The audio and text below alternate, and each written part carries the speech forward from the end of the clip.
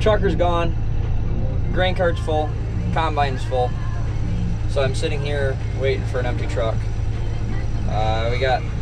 We're at the new place now, got it all opened up, as you can kind of see part of the field. But 2 weeks ago, 2.5 weeks ago, I had a flat tire. And I had a used tire that I had picked up at an auction. So we threw that on there and we patched the tube. We tried to put a new tube in it, but the tube got wrecked while it was getting put in. So we patched the old tube, ran it for a day, and it went flat again. And I was fed up with it. I said, bring me 2 new tires, because they weren't, I mean, the sidewalls were all cracked out of them. And the one we had replaced, the sidewall was cracked out on. The one that we put on to replace it, the sidewalls were not cracked out on. But the other side tire had the sidewalls out on as well. So, tire guy brings out 2 new tires, and the used tire that I put on, that the bead had a bead failure, it pinched the tube. So, tires junked, so we put 2 new tires on. Well, coming up to the season, we'll get out of the combine because I want to show you guys something anyhow. So, coming into the season, I had the back tires were about bald. Well, the one was bald and was actually wearing into the to the casing, you know, past the tread. So we put on 2 new Firestone 30.5 32s drive tires. These are the bias plies, not the radials. I usually run radials. Oh, there's a semi there. Get back to doing something. So I usually run radials because they're better for road wear. But the tire guy said that the bias plies, you don't have as much flex in the side hills, which I run a lot of, and especially you get a grain tank up there and get 250 bushel of corn in there. You know, I don't like that sidewall flex. So then, as I was sitting at home doing tax paperwork on Friday, I thought to myself, you know, them tires are about bald on the back end. My luck, combine and picks back up, and I'm going to be sitting on the side of the road with a flat tire. And I'm going to feel like an idiot instead of having it replaced while the machine was sitting down. So I had him put 2 Firestone 23 degree 14.9 24s on the steers. As he was out there and we were doing the drives, I showed up that morning. He goes, Tyler, I want to tell you something. Well, because you know it's nothing good. So he said, your rim's cracked. And this is what I'm going to show you. I don't know how well you guys can see that, but you can see there's cracks. These are some of the bad ones here, and you can see that little mark right there. I scribed the crack. That way it showed me where the crack stopped at, and that would tell me if the crack is continuing. Well, as you guys can see, the crack continues past my scribe mark. So, once again, I'm gonna get back in the combine because it's cold out here. This whole winter thing is for the birds.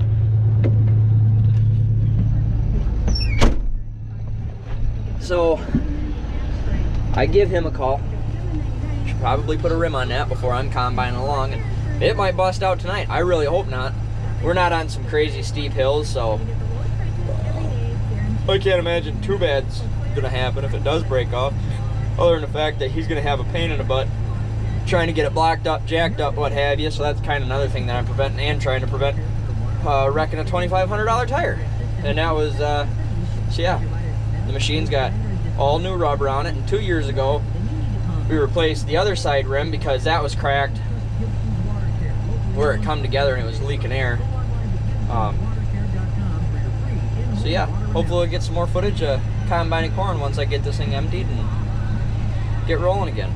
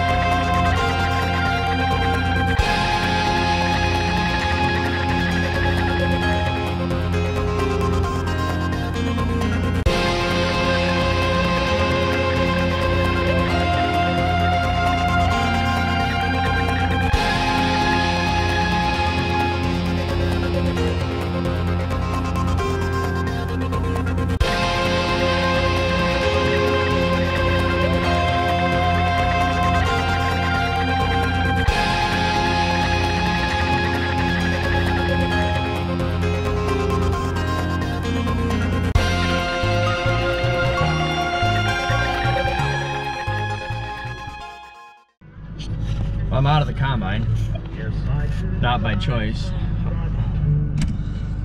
Fuel's done pumping. Combine broke down shortly after I snapped the video for that rim for you guys. So blew a chain on the feeder house. There's an arm that was wore out. Yes, I want to receipt. It's cold. It's really cold. So the closest place that had the part that I was looking for was like 100 miles away, down to the southern side of the state. So I'm going down. Well, I went down there and got that. This is a new part. Basically, the sprocket rides down in that bottom hole, and then this goes through there. It's a chain tensioner is what it is. I got old one here. Maybe if I can grab it. This is all it is. This is the sprocket. Spring attaches there. Pull this bolt off. I'll show you guys what's wore out on it.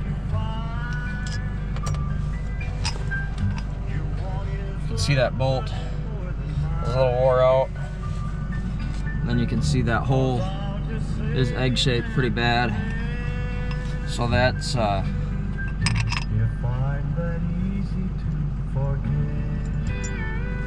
it was riding cockeyed, so it caused that chain to come off and then bind. And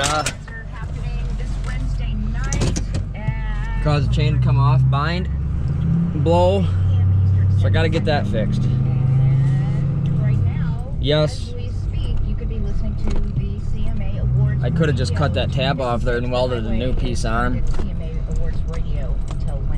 Had it machined out for the bolt or what have you. But turn the light on so you can see who's yakking.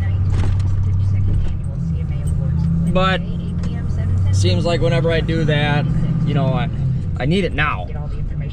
And this happened at 4:30, so you're not gonna walk into anybody's shop and tell them to do that now. They're gonna tell you to piss up a rope. So I call the dealership, and then it's, you know, is it right, or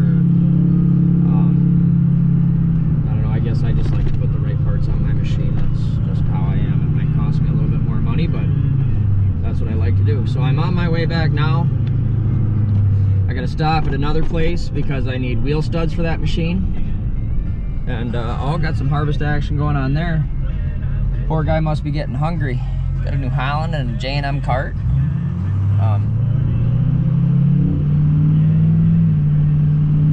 $750. I'd like to have a 750 bushel cart. Then I could darn near hold a semi-load on capacity. That's, you seen we were sitting there waiting after the cart was full and the combine was full, waiting for the truck to get back. But anyhow, I got to stop at another place. That the tire man, he's coming out in the morning to put a new rim on. And since that rim ran loose, as you can probably see from them lug nuts, that rim ran loose, and I didn't take the lug nuts off, obviously, and haven't had the tire out to see what kind of shape them lug nuts or wheel studs are in. But if they ran loose, chances are they got the thread smashed over, and there's just a good chance that they're not going to tighten up well. So